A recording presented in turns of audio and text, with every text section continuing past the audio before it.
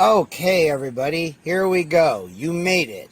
We are now at the video where we are going to close out Chapter 1. Woo! I just want to say before we get started, thank you so much to everybody who is supporting me making this series. The only reason videos can keep coming out at this rate is because of everybody's support. So thank you so much, guys. English does not have words to adequately express my gratitude. Thank you. I really do appreciate it. Okay, so here we go.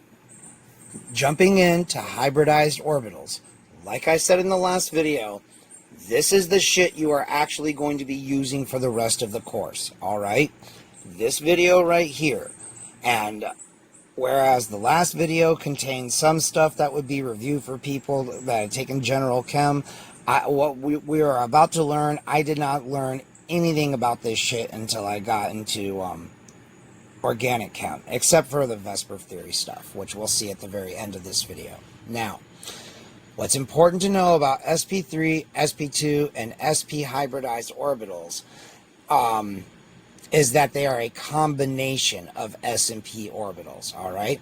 And it explains it right here. The S and P orbitals used in the quantum mechanical description of the carbon atoms given in section 1.10 were based on calculations for hydrogen atoms. And you may be sitting there asking yourself, well, wait a minute, PMC, how the actual fuck can calculations for hydrogen be extended to carbon? Short answer, they really can't. These simple S and P orbitals do not, when taken alone, provide a satisfactory model for the tetravalent tetrahedral carbon of methane. My goodness. However, a satisfactory model of methane structure that is based on quantum mechanics can be obtained through an approach called orbital hybridization, which is, in its simplest term, nothing more than some mathematical witchcraft that involves the combining of individual wave functions for S and P orbitals to obtain wave functions for new orbitals. You might be asking, how the fuck can you just arbitrarily combine these things? Well, I mean, the quantum physicists assure us that what they've done is valid, and given that, like, all observation backs up, pretty much matches up with this model, while I'm never going to sit here and tell you that a scientific model depicts absolute truth, this has got to be pretty goddamn close. Let's see, the new orbitals have, in varying proportions, the properties of the original orbitals when taken separately, okay? Called hybrid atomic orbitals. See the ground state of carbon here. The valence electrons of a carbon atom, those used in bondings, are those in the outer level. That is the 2s and 2p electrons, okay? Now we're going to talk about methane.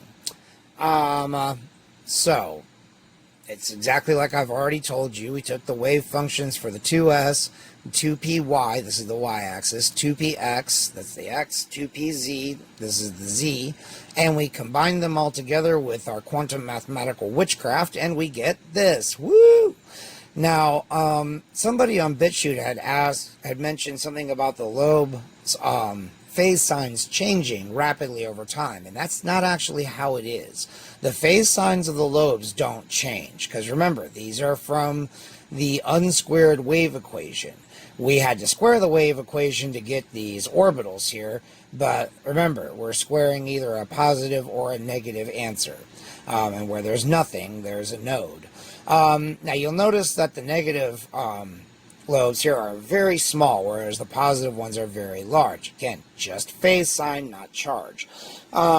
This does not change. These lobes are pulled in tight towards the nucleus, so they're not really involved in any kind of chemical bonding that I've ever heard of that I can recall.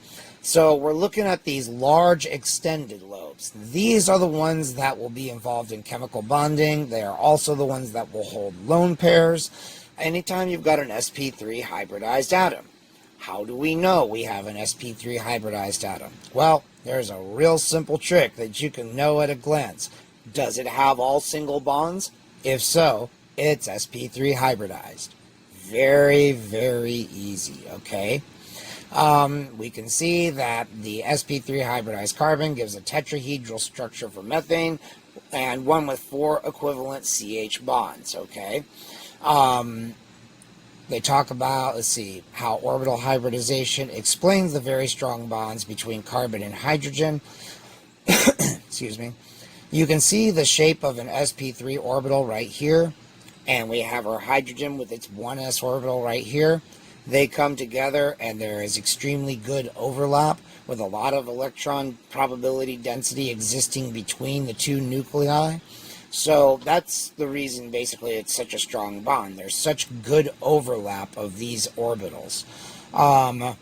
And by the way, just FYI, just as a purely random bit of trivia, the carbon-fluorine bond is the strongest bond in chemistry. Although a carbon-hydrogen bond on an sp3 hybridized carbon is, I mean, it's on there pretty good. So, let's see. Because the positive lobe of the sp3 orbital is large and is extended into space, the overlap between it and the 1s orbital of the hydrogen is also large, and the resulting carbon-hydrogen bond is quite strong. Now, the bond formed between the overlap of an sp3 orbital and a 1s orbital is an example of a sigma bond. Let me make this a lot easier for you. All single bonds are sigma bonds, all right? As it says right here. All single bonds are sigma bonds, okay? So now you've learned some jazzy nomenclature. Make yourself sound real smart. You can see that sigma bonds have a circular cross-section, and this is very important.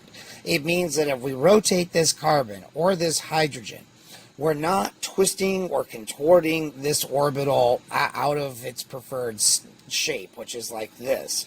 I mean, if this atom rotates, nothing along this circular cross-section changes, right? Everything stays the same. The orbital has not been put under any stress. It hasn't been changing shape. It's just fine. That's why you can get free rotation across single bonds. Remember I said we would get to explaining why. This is why, okay? The only time you don't have that is when you have two atoms bound together by a sigma bond, and they've got some really bulky shit hanging off the side of them, okay?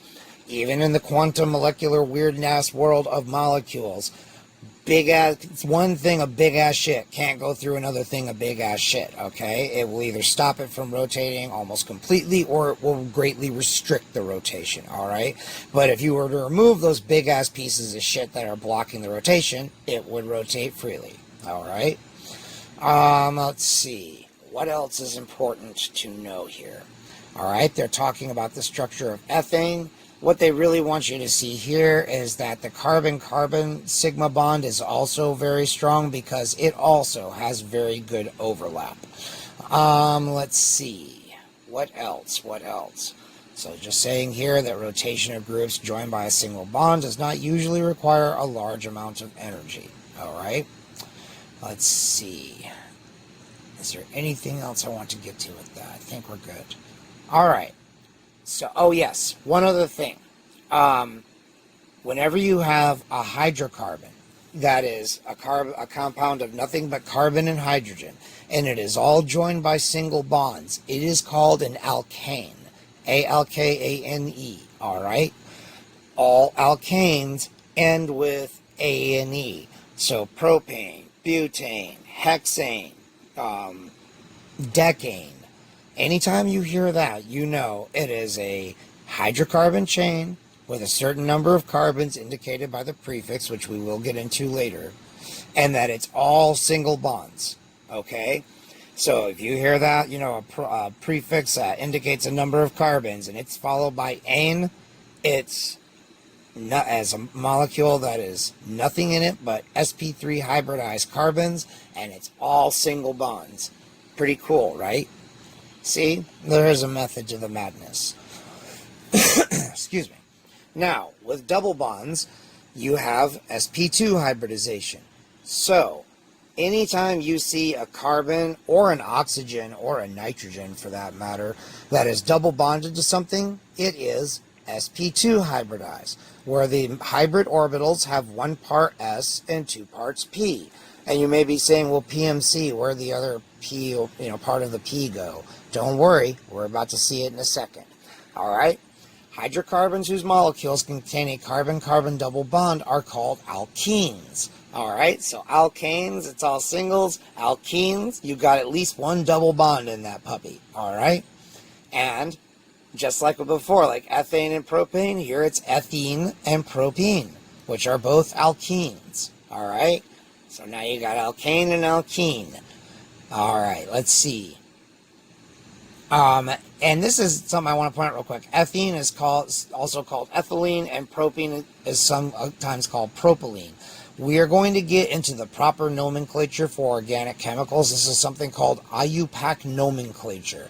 And there is a system of rules that is actually rather extensive, although we can live with the short version for what we're doing in this course. That tells you how to name all of these things. So just so you are wondering, well, like, why the fuck is it also called this? Ethylene and propylene are old common names, and IUPAC does recognize some old common names. So, like acetic acid instead of ethanoic acid. So, anyway, so in ethene, the only carbon-carbon bond is a double bond. All right, and propene has got 1, and it's got 1 single or sigma bond. Okay. The spatial arrangement of the atoms in alkenes is different from that of alkanes. The 6 atoms in ethene are coplanar, meaning this is a flat molecule, all right? This is a flat sheet, basically. The arrangement of atoms around each carbon atom is triangular, all right? This is important. As we said before, every sp3 hybridized molecule is tetrahedral. Every sp2 hybridized molecule is trigonal planar. See, this is a flat triangle. This is a flat triangle. All right, makes sense? Now, the mathematical mixing of orbitals that furnish the sp2 orbitals of our model can be visualized in the way shown in figure 1.22. The 2s orbital is mathematically mixed or hybridized with 2 of the 2p orbitals. Applied only 2 orbitals and not the electrons. I don't even know why it says that. Of course that's the case. 1 2p orbital is left unhybridized, okay?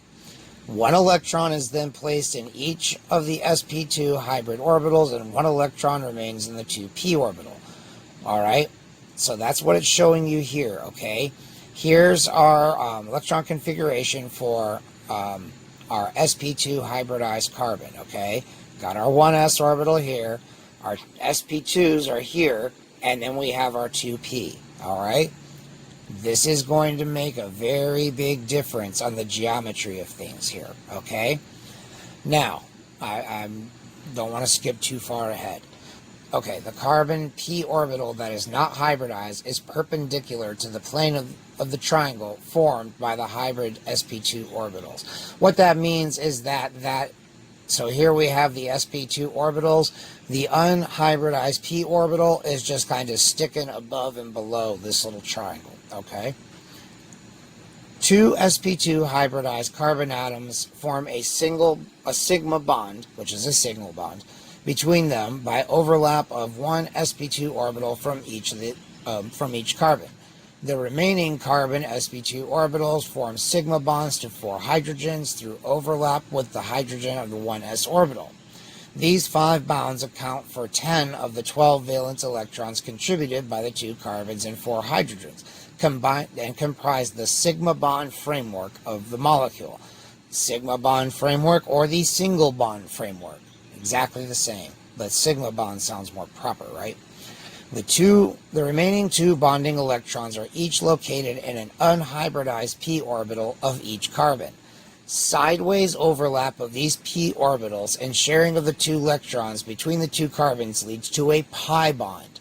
Okay? This is a pi bond. So, this is ethene. Got our 2 carbons here. They are joined by a sigma bond right here. Got sigma bonds to 2 hydrogens, sigma bonds to 2 hydrogens. Now, our pi bond is our double bond, okay? Because a double bond, remember, is 1 sigma, 1 pi. The thing to notice about this, all right, this is just two of these things put side by side, and one of these is the carbon-carbon bond here. You see that the overlap happens, it's a sideways overlap. Furthermore, these orbitals, this bonding orbital is sticking out by itself above and below the plane of this molecule. Because remember, sp2 hybridized, so this is a flat molecule, okay? It's a flat square or rectangle. So this is very important. Why can't carbons with double bonds rotate? Well, very simply put, if they, where is it? They illustrate, here we go. If you try to rotate a pi bond by 90 degrees, you would break it, all right? And so it would require breaking a bond in order to make this thing rotate. This is why carbons with double bonds are locked in place. There can be no rotation here, okay? If this pi bond wasn't here, sure, then it could rotate just fine. But because this pi bond is here, locking it into place above and below the sigma bond, this cannot rotate, all right? So when two p atomic orbitals combine to form a pi bond, two pi bond molecular orbitals, okay, why'd they write that twice? One is a bonding molecular orbital and the other is an anti-bonding molecular orbital, exactly like we were before, okay? So this is illustrating is the pi bond and how it is sticking out above and below the plane of the ethene. You can see this is the electron probability density of the pi bond hanging out above and below the flat sheet of the molecule. And again, colors are just indicating phases, not charges. The bonding pi molecular orbital results when p orbital lobes of like signs overlap. The antibonding pi molecular orbital results when opposite signs overlap. So, here we go. We have our two isolated carbon p orbitals. They come together, form a bonding molecular orbital, exactly like we just saw up here. But in the antibonding orbital, we get a node between the two carbons. And what's more, the phases flip. So they are out of phase and there's a node, okay? So yeah, the antibonding excited state is fairly unstable here for pi bonds. Let's see. Electrons of the pi bond have greater energy than electrons of the sigma bond. The relative energies of the sigma and pi molecular orbitals with the electrons in the ground state are shown in the margin diagram, so over here. The sigma antibonding orbital, that's what the little star, sigma star is, the antibonding. So here we have sigma bonding and pi bonding, then sigma antibonding and pi antibonding, okay? I really hope I'm not losing people. This is really very simple. And we're going to talk about this here some more, okay? Well, it's just like what I said earlier. There is a large energy barrier to rotation associated with groups joined by a double bond because, again, you have to break the bond in order to rotate them. That takes a good bit of energy. Let's see. Maximum overlap between the p orbitals of a pi bond occurs when the axes of the p orbitals are exactly parallel, so perfectly lined up. Rotating one carbon of the double bond 90 degrees breaks this pi bond. For then the axes of the pi orbitals are perpendicular and there is no net overlap between them. Estimates based on thermochemical calculations indicate that the strength of the pi bond is 264 kilojoules per mole, all right? So what that means is that if you had a mole of, say, ethene, and you wanted to break the pi bond in all molecules within 1 mole of it, then it would require 264 kilojoules of energy. The amount of energy required by a process or given off in a process like this is often used to gauge how stable something is. You'll be seeing more of this later. This then is the barrier to rotation of the double bond. It is markedly higher than the rotational barrier of groups joined by carbon-carbon single bonds, which is 13 to 26 kilojoules per mole. All right. And again, at room temperature, they're rotating freely. Okay. 13 to 26 kilojoules per mole. At room temperature, they're rotating furiously. While groups joined by single bonds rotate relatively freely at room temperature, those joined by double bonds do not. Okay? Now, cis-trans isomerism. Here we go. I think that the fucking Alphabet Brigade took their whole cis-het shit from this, alright? Because people are going around and, oh, trans. Well, what's the opposite of trans? Cis. And so that's how we're going to get cis-trans isomerism. So yes, I'm convinced that the fucking Alphabet Brigade raped my beautiful organic chemistry and polluted it with their SJW bullshit. Anyway, I'm sorry, that always ticks me off, man. Anybody that starts going on about cis-het people making, straight people and other, I automatically know I'm dealing with a bigot. Anyway. Restricted rotation of groups joined by a double bond causes a new type of isomerism that we will illustrate with two dichloroethanes written as the following structures. We have cis 1,2-dichloroethane and trans 1,2-dichloroethane. Okay? Remember, this bond cannot rotate.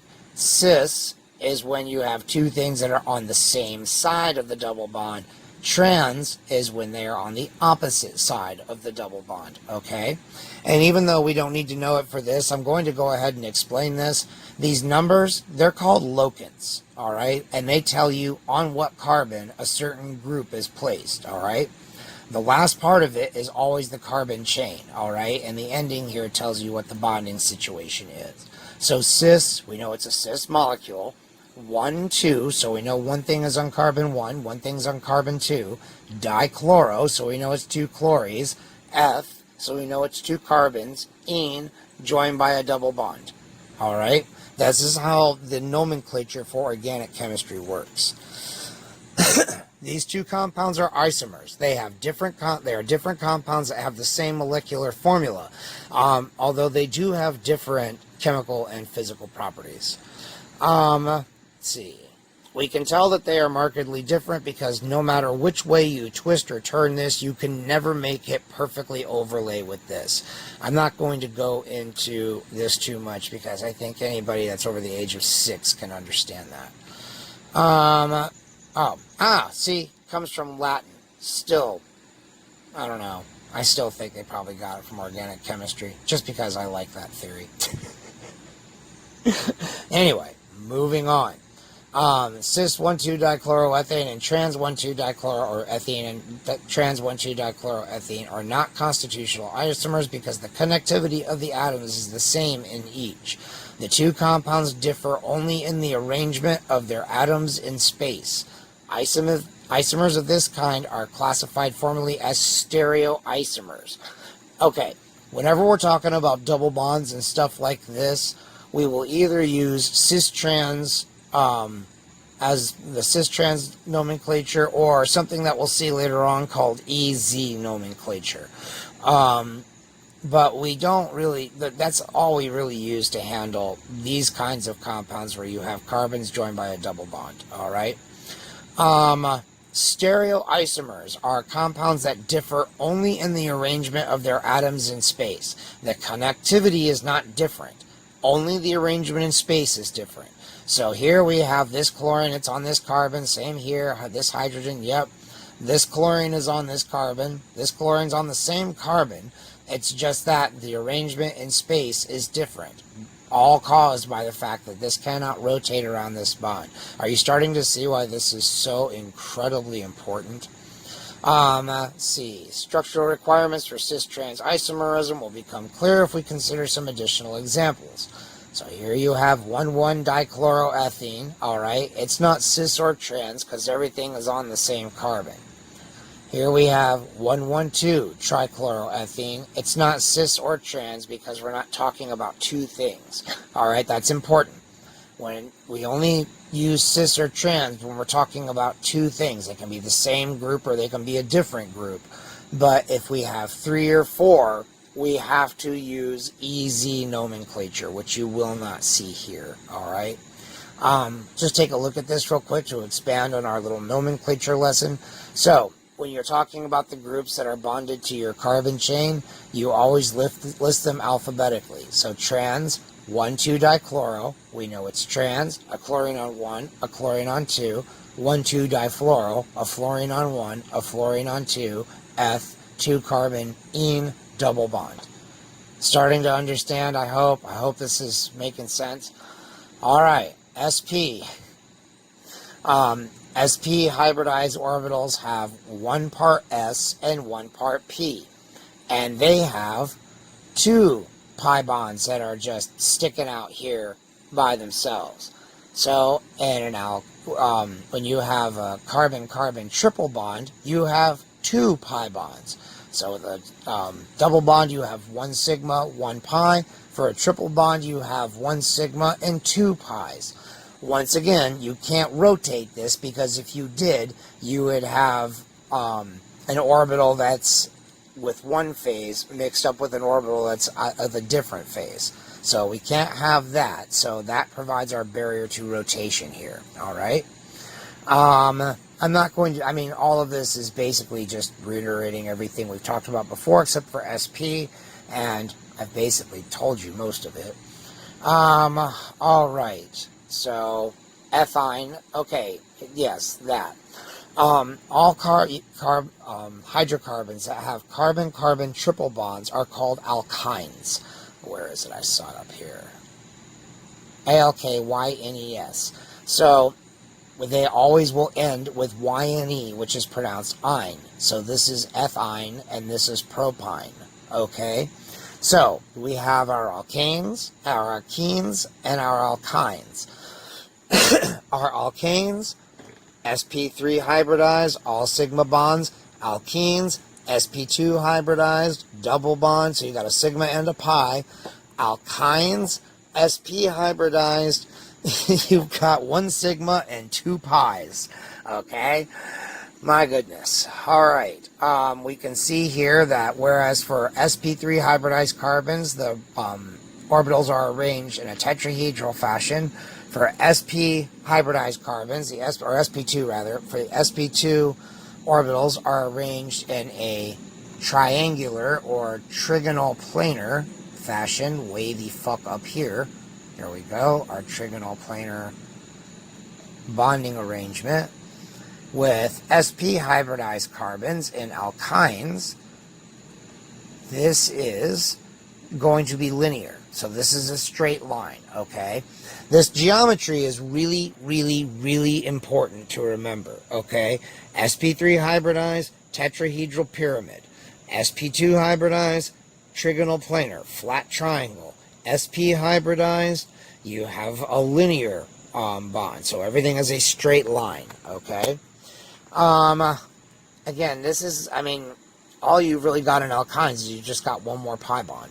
That's really the only thing that really makes it special. All right. Yep, carbon triple bonds, 2 pi's and 1 sigma bond, okay? And here you can see bond angles and the geometry for ethane, ethene, and ethyne. Okay? Makes sense? All right. The carbon-carbon triple bond of ethyne is shorter than the carbon-carbon double bond of ethene, which in turn is shorter than the carbon-carbon single bond of ethane. You can see this right here. Remember, a little arrow or an A with a ring on top of it, that stands for angstrom. So this bond length is 1.10 angstroms. This is 1.54 angstroms. And remember, 1 angstrom is 1/10 of a nanometer. All right. The reason is that the bond lengths are affected by the hybridization states of the carbon atoms involved. The greater the s orbital character in one or both atoms, the shorter is the bond. Alright, so sp3 hybridized, we don't have much s character. sp2 hybridized, we have more, and on sp hybridized, we have the most. Alright? Bond is shorter because the s orbitals are spherical and have more electron density closer to the nucleus than do p orbitals. The greater the p orbital character in one or both atoms, the longer the bond. This is because p orbitals are lobe-shaped with electron density extending away from the nucleus. Bonds involving sp hybrids are shorter than those sp2 hybrids, which are shorter than involve sp3 hybrids. This trend holds true for both cc and ch bonds. Okay? All right. This is just summarizing everything that we talked about over the last 2 videos. Now we're on to the last part. VSEPR theory, valence shell electron pair repulsion. Okay, here we go. We can predict the arrangement of atoms and molecules and ions on the basis of a relatively simple idea called valence shell electron pair repulsion model. What this basically means, guys, is that whenever you have lone pairs, it's going to push bonding electrons away from it. Okay? And that, you know, electrons in bonds, because they're negatively charged, and the electron clouds around these atoms that something's bound to are all going to want to avoid each other because they're all negatively charged, okay? So, we consider molecules or ions in which the central atom is covalently bonded to 2 or more atoms or groups, okay? Duh, if it's not bonded to anything, how the hell can it have a geometry? We consider all the valence electron pairs in the central atom, both those that are shared in covalent bonds called bonding pairs and those that are unshared called lone pairs, okay? Because electron pairs repel each other, the electron pairs of the valence shell tend to stay as far apart as possible. Repulsion between lone pairs is generally greater than that between bonding pairs, alright? So again, when it comes down to it, the lone pair is going to have the dominant influence and will push these away because this is more repulsive than the electrons here, okay? Alright, we arrive at a geometry of the molecule by considering all of the electron pairs, bonding and non-bonding, but we describe the shape of the molecule or ion by referring to the positions of the nuclei in the atoms, not the positions of the lone pairs, alright? So what they're saying is that, take ammonia for example. We have nitrogen bonded to 3 hydrogens and this big-ass lone pair here, which is pushing these down. Even though this is a tetrahedral arrangement and nitrogen is sp3 hybridized here, we say that the geometry is trigonal pyramidal because we only look at what you get from the actual nuclei, the atoms that are in here, okay? We don't consider the lone pairs, all right? So, I mean, and if you're don't know there's lone pairs there, you may wonder why the fuck are these things all scrunched together down here like that? Again, this is all that valence shell electron pair repulsion theory is. That's all it is. Negative charges are going to want to stay the fuck away from each other. Super fucking complicated, right? Okay. So, for methane, I mean, you don't need VSEPR theory to know that it's going to be tetrahedral because it's fucking sp3 hybridized. Of course it's fucking tetrahedral. I mean, that gives maximal separation between all of these atoms and all of these bonding electrons. Ammonia, we say it's trigonal planar because of this giant fucking lone pair out here. With water, we've got 2 giant fucking lone pairs out here, so we say that it has a bent geometry, alright? Even though, again, oxygen is still sp3 hybridized here, this is still a tetrahedral arrangement of things, but by convention, we only talk about the actual nuclei that are in it, alright? I hope that's starting to make sense now. Boron trifluoride, we can see it is a flat plane, right? So what are we going to call this? This is trigonal planar. Again, a flat triangle. Alright, then we come down here and we have beryllium hydride. You can see that it is linear. It gives you the maximal separation between the 2 hydrogen atoms here. We come down, and of course beryllium has no lone pairs, so there's nothing to push these hydrogen atoms anywhere away from 180 degrees apart. So, again, because there's nothing else there influencing them, they can be as far apart as possible, which is on opposite sides of the beryllium atom. And we come down to the last one, finally. Carbon dioxide. All this wants you to see is that VSEPR method can be used to predict the shapes of molecules containing multiple bonds if we assume that all of the electrons of a multiple bond act as though they were a single unit. I mean, I think this is kind of self-explanatory here too. We have carbon double bonded to oxygen, double bonded to oxygen. There are no lone pairs here to mess with anything. These two things are going to want to be as far apart as possible, so you end up with a linear arrangement. This is really fucking difficult, right? And that is it, people. The rest of this is just review of all the stuff we've talked about. So, we've made it. Finally, we have made it through Chapter 1. It's actually a little quicker than I thought. And the only reason I could do it this quickly is because of you guys. So I will try to get into Chapter 2 as soon as possible. Please comment if you have questions. Let me know what you think. I hope you liked it. Give it a thumbs up if you did. If you didn't, well, please fucking tell me what you didn't like about it so that I can change it. You know, I've already had people that have been giving me feedback about, you know, one person said that the text wasn't on the screen long enough, and that I'm glad they pointed that out, because not everybody reads at the same speed that I do. So I've tried to make that longer. I mean, guys, give me suggestions on how you want me to improve things, and I will improve them. So subscribe, please share the videos, throw a few bucks my way if you can, and until the next one, y'all, I will see you later.